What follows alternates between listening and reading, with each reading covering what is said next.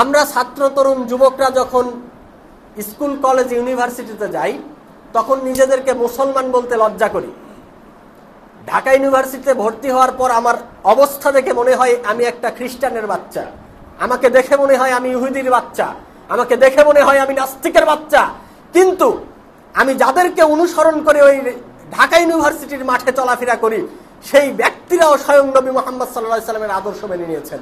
শুধু কি তারা, যত রকমের আস্তিক রয়েছে, যত রকমের নাস্তিক রয়েছে, যত রকমের ইহুদি নাসারা খ্রিস্টান রয়েছে, প্রত্যেকেই নবী মুহাম্মদ সাল্লাল্লাহু আলাইহি ওয়াসাল্লামকে একমাত্র আদর্শিত ব্যক্তি হিসাবে মেনে নিতে বাধ্য হয়েছেন।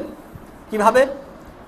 গোটা পৃথিবীর মধ্যে যত মানুষ এসেছে, যত মানুষ এখন আছে, এত মানুষের মধ্যে 1950 সালে একটি বই বের হয়েছে 100 মনীষীর শ্রেষ্ঠ 100 মনীষীর জীবনী।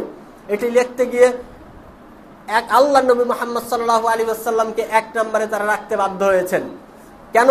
এই বই কি কে লিখেছেন? মুসলমানরা লিখেছেন না, এই বইটি লিখেছেন তারা। এনসাইক্লোপিডিয়া ব্রিটানিকার মধ্যেও এটা এসেছে।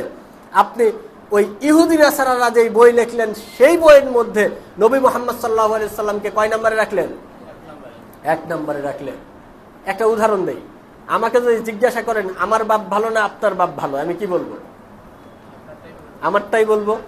তাহলে একটা ইহুদি খ্রিস্টানকে যদি জিজ্ঞাসা করা হয় যে তোমার নেতা ভালো না মুহাম্মদ ভালো, কি বলবে?